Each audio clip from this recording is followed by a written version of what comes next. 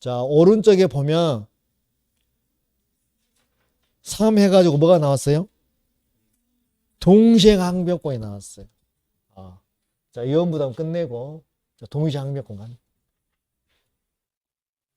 자, 동의항, 우리가 줄여서 동의항이라고 하거든요. 동의항. 동의항도 무조건 한 문제 나와요. 그러면 동의항이 되려면 편목이하게 하되, 쌍목이하게 하되. 그렇죠. 자, 동의항. 동시행항변권입니다. 그래서 이게 적용이 되려면 첫 번째 무슨 계약이 하면 쌍무계약이에요. 쌍무계약. 쌍무계약. 그 두 번째로는 이 쌍무계약이 변제기에 도달이 돼야 돼. 변제기 도달. 근데 여기에서 이게 쌍방의 채무가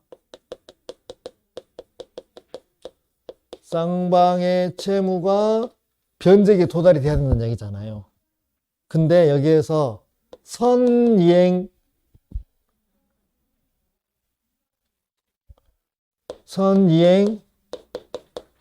의무자는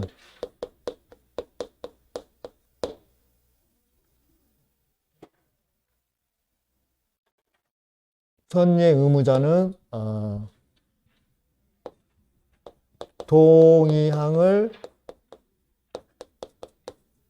주장할 수 없는 게 원칙이에요. 그러면 자 보세요. 계약금은 동시행 관계에 먼저 줘야 돼요. 중도금은요. 먼저 줘야 되죠. 그래서 선이행이라는 이야기는 계약금과 중도금에 대해서는 원래는 동의항을 주장하면 안 돼요. 근데요, 자, 외적으로 주장할 수 있어요, 없어요? 있어요. 어떤 때를 주장해요? 불안의 항변권, 그런 거예요. 항변권. 불안의 항변권. 불안의 항변권이 뭘까요? 자, 그러면, 자, 갑의 X 건물에 대해서, 자, 건물로 갈게요. 자, 을하고 매매 계약. 자, 이 건물이 만약에 5억짜리예요. 그럼 이 사람은 지금 대금을 주는 거잖아요? 그럼 처음에 계약금 얼마 주는 거예요? 5천만 원. 5천만 원 줬어요. 그 다음에, 한 달 후에 중도금을 얼마 주기로 했어요? 절반이니까. 2억을 주기로 했어요. 주려고, 여기까지는 선생님이 먼저 줘야 되잖아요. 주려고 봤더니 이 건물에 갑의 채권자 병이 여기를 뭐 해버렸어요? 압류했어요? 가압류해버렸어요? 가압류를 딱 해버렸어요. 그러면 을은 어찌요? 불안해, 안 불안해요? 불안하잖아요. 그러면 중도금 줘야 돼요? 버텨야 돼요? 여러분들 을이라고 생각해봐. 줘야 돼, 버텨야 돼? 어떻게 버텨요? 그래서 중도금을 먼저 줘야 되는데 을이 갑한테 얘기하는 거예요. 가압류가 해결되기 전까지는 나는 중도금 주겠다, 못 주겠다? 못 주겠다. 그러니까 선예행 의무자 원칙적으로 동의항을 주장하면 안 되는 거예요. 원칙은 안 되는 거예요. 근데 외의적으로 주장하는 경우가 불안의 항변권이라니까. 그럼 이런 경우는 여러분이 보더라도 당연히 가압류 돌아와 버리면 줘야 돼요, 버텨야 돼요? 버텨도 책임을 져요, 안 져요? 안 지죠. 예. 뭐가 있어서? 항변권이 있어서. 이해되셨습니까? 또 하나는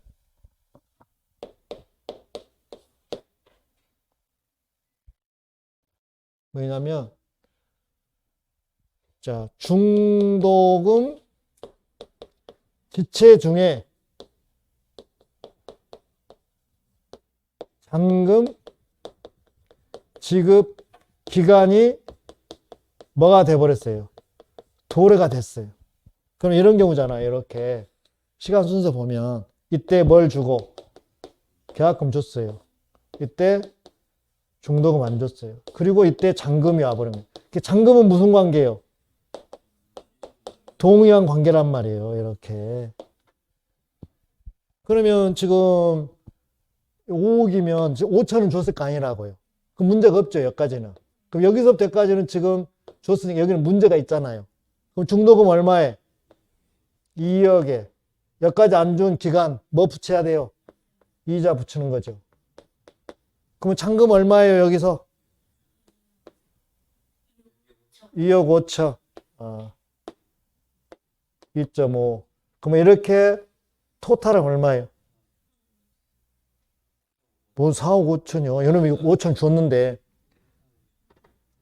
4억 5천에다가 이자 중도금 이자 줘야지. 이자 만약에 이자가 뭐 300만 원이요. 그럼 얼마? 300이라고 알려줬어. 친절하게. 4억 5천 300만 원을 주고 그럼 이쪽은 뭐예요 이제? 여기 건물과 그렇죠. 건물과 등기 이렇게 이 관계 무슨 관계? 동시에. 그러니까 중도금 얘 주장해서 자 불안해 항변권 할 때 주장할 수 있고요. 중도금 안 줘가지고 잔금 지급길 도래돼 버렸어요. 그럼 동의랑 주장할 수 있다 없다? 있다. 요렇게 줘야 돼 이렇게. 중도금에다가 이자에다가 2억에다가 300만 원에다가 또 잔금 2억 5천에 다 토탈 해가지고 이 금액하고 동시행 관계라고.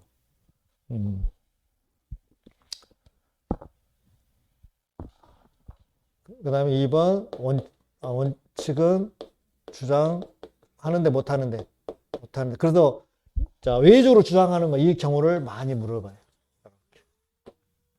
그럼 세 번째로는요. 자 이거 지워버리고 세 번째로는 자 일방이 자 이행을 하게 되면 자 상대방은 지체에 빠져 안 빠져요? 이행을 해버리면 이행기 때 전날짜에 잔금 지급기일날 잔금을 줬어요. 그러면 상대방은 지체에 빠져요 안 빠져요? 지체에 빠져버리죠. 일방이 이행을 해버리면 상대방은 지체에 빠졌잖아요. 그럼 여기를 더해줘요. 자, 일방이 이행을 해버렸어. 그럼 상대방은 지체에 빠지죠. 그러니까 동의항 주장해요 못해요? 지체에 빠져버렸으니까 지체에 빠지면 주장을 못하는 거죠. 지체에 안 빠져야 주장할 수 있는 거죠. 자 반대로 자 일방이 자 이행을 안 했어요. 이건 동시행 관계니까 그러면은 이행 안 했으면 상대방은 지체에 빠져요 안 빠져요? 안 빠지죠. 지체에 안 빠지니까 동시행 항변권 주장할 수 있어요 없어요? 있어요. 그러니까 여기 보세요. 여기가 동그라미면 동그라미 X면 동그라미 이렇게. 요 그림이 문제 풀 때는 엄청 도움이 많이 돼요. 그러니까 지금 여기에서 여기 그림 지어졌는데 갑의 X 건물하고 으르 대금하고 관계잖아요. 여기가 매매 계약이니까 이렇게. 그러면 자, 이 건물과 뭐예요? 등기 관계하고 여기 대금에서는 뭐하고 잔금하고 이 관계가 무슨 관계예요? 동의한 관계잖아요. 왜냐면 계약금과 중도금 무슨 관계고? 선이행이고. 그러니까 요거하고 잔금 동시행 관계잖아요. 그럼 예를 들어서 갑이 먼저 건물과 등기를 넘겨줘 버렸어요. 이렇게 을한테. 이행을 해버렸다 이 말이잖아요. 그러면 상대방 을은 아직 잔금 안 줬으니까 지체에 빠졌어 안 빠졌어? 아니 갑이 먼저 건물과 등기를 먼저 줘버렸다니까 을한테. 근데 을은 지금 잔금을 안 줬다니까? 그럼 지체에 빠졌잖아요. 그러면 을은 동시행항변 주장해요 못해요? 못하잖아요. 반대로 자 잔금 만약에 3월 6일 날 잔금 주기로 했어요. 그럼 이날이 지금 3월 6일 날이 통신 관계잖아요. 여기 건물과 등기하고 잔금하고. 그런데 갑도 을도 만약에 갑이 이행을 안 했어요. 그러면 상대방도요. 지체에 빠졌어요? 안 빠졌어요? 안 빠졌잖아요. 3월 6일 날 갑이 건물과 등기를 안 남겨줬다니까요. 그럼 을도 잔금 안 줬어도 지체에 빠졌어요? 안 빠졌어요? 안 빠졌어요. 그러니까 이때 갑이나 을은 서로가 동의양 주장할 수 있어요? 없어요? 있어요. 너가 이행해야 내가 이행할 수 있다는 게 동의양이잖아요. 그래서 저는 이렇게 보는 거예요. 그래서 일방이 이행을 하면 상대방은 지체에 빠지고 지체에 빠지니까 동의양 주장 안 되는 거고, 이행을 안 하면 상대방도 지체에 안 빠졌으니까 동시항변권 주장할 수 있는 거고. 그 다음 네 번째로는요.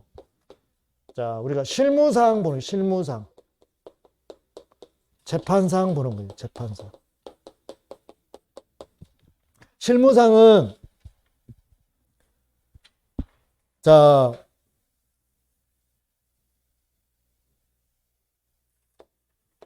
동생관계니까 이행 안 해도 지체 책임 져요, 안 져요? 책임 안 져요. 동생관계니까. 이행을 안 해도 지체 책임 안 져요. 동생관계니까. 재판상에서는요, 당사자가 주장을 하면 법원에서는 심리를 하고 안 하고, 심리를 하고 주장을 안 하면 법원에서는, 자, 법원에서는 심리를 한다 안 한다? 안 한다 이 말이에요. 요거가 문제. 그러니까 우리가 일반 거래상에서는 내가 동의항을 주장 안 해도 지체 책임 안 지는 거예요. 동시한 관계니까, 쌍무계약이니까. 근데 재판 들어가면은요, 당사자가 동시항을 주장해야 판사는 거기에 대해서 판결에 반영을 하는 것이지, 당사자가 주장하지 않으면 판사는 이걸 반영을 못 하는 거예요. 자, 요게 이제 동의한 관계고요. 진짜 중요한 거는 다섯 번째. 요게 이제 시험은 여기서 다 나와요. 다섯 번째. 요것만 하시면 돼요. 다섯 번째.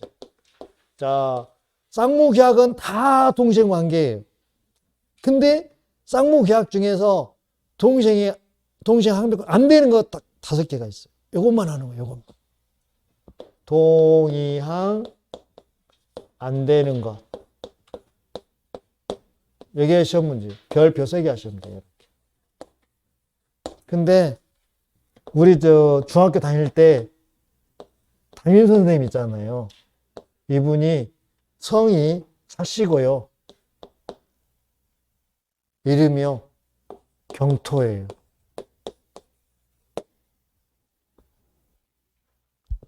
담임 선생님이요. 성이 먼씨고요. 이름이 뭐예요? 경토. 요것만 알면 동의항은 100% 맞춰요. 그래서 책에 나왔어요. 자, 어디를 보시냐면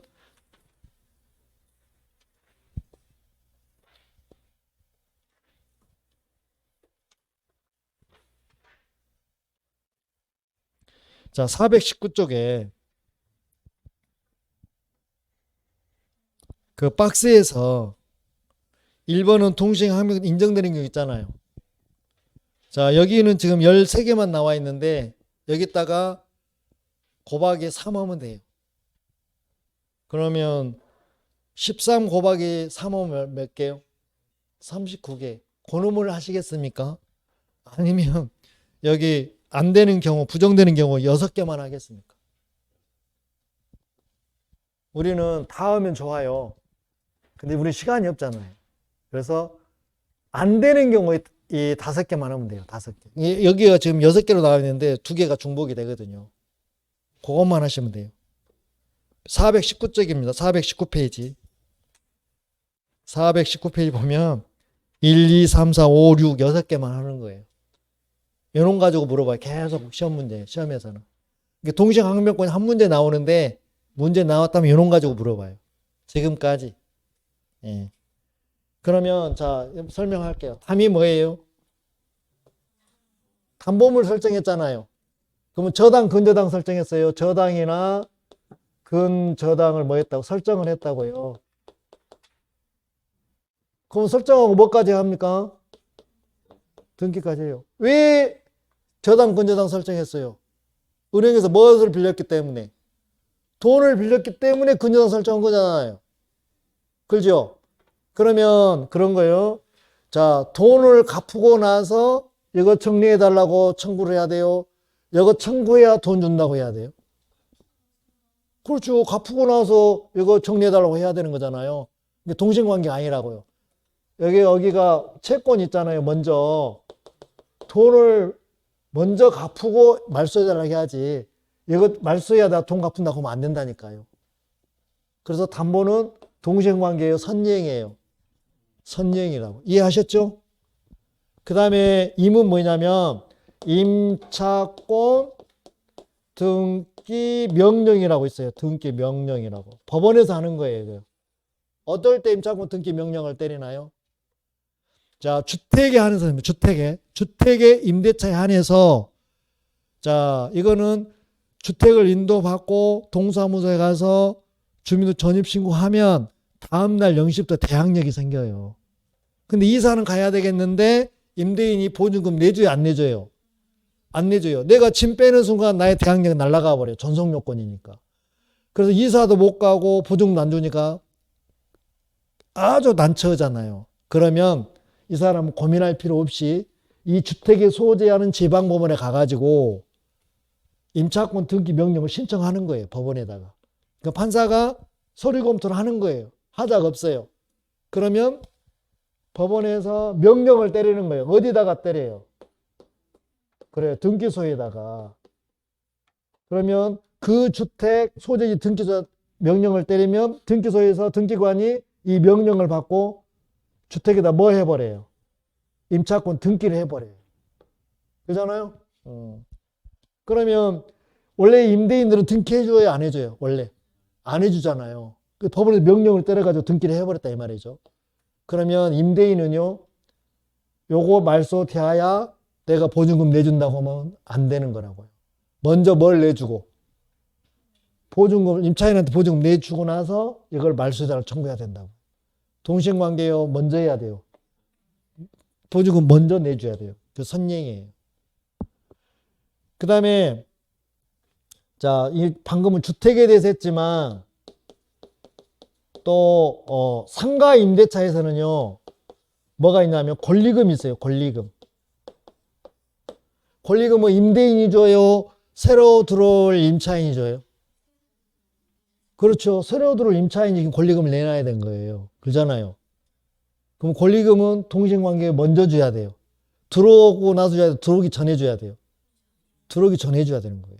그래서 동생관계, 선행관계. 선행관계. 그럼 여기가 주택하고 상가가 지금 2개가 돼서 지금 3개가 나온 거예요. 지금 현재. 이해되셨습니까? 그 다음에 차는 뭐예요? 차용증. 자, 돈을 받았다면 돈 받을 영수증 써주는 동생관계고, 우리가 돈 빌려주고 차용증 받잖아요. 이 경우는 돈을 갚고 나서 내가 작성했던 차용증 돌려달라고 해야지. 이거 먼저 줘야 내가 돈 갚는다고 하면 안 되는 거예요. 이해되셨습니까? 그 다음에 경은 뭐냐면 경매가 뭐가 됐어요? 무효가 됐어요. 그러면 대상이 틀려요. 경락에는 경락대금 내고 부동산을 자기가 취득하잖아요. 근데 경매가 무효가 되면 부동산 다시 돌려줘야 돼요. 채무자한테. 그리고 나가 대금 낸 걸 누구한테 돌려받아야 돼요? 누가 배당받아갔어? 경매 신청한 사람이 배당받아갔을 거 아니라고요. 저당권자가. 그럼 저당권자한테 내가 준 돈 돌려달라고 해야 되는 거예요. 그러니까 부동산은 채무자한테 돌려주고 경매가 무효가 되면 부동산은 원래 소유자인 채무자 돌려주고 내가 냈던 경락대금은 저당권자한테 돌려달라고 해야 된다고. 대상이 틀리니까 동생관계가 아닌 거예요. 자, 마지막에 토지거래 무슨 구역? 허가 구역에서 토지를 매매할 때는 뭘 얻어야 돼요? 허가를 얻어야 돼요. 허가 얻는 거는 동시행관계예요, 선행이에요. 선행, 먼저 허가를 얻어야 되는 거예요. 그러면 자, 동양 이거 나 귀찮아. 안 해도 돼. 그냥 뭐만 알면 돼. 쌍무계약이라고만 알면 되고, 두 번째로 요것만 알면 돼. 요것만 알면 문제 답은 고를 수 있어. 요런 가지고 거의 90% 동시행항변권 한 문제 나오는데 이걸 가지고 물어본다.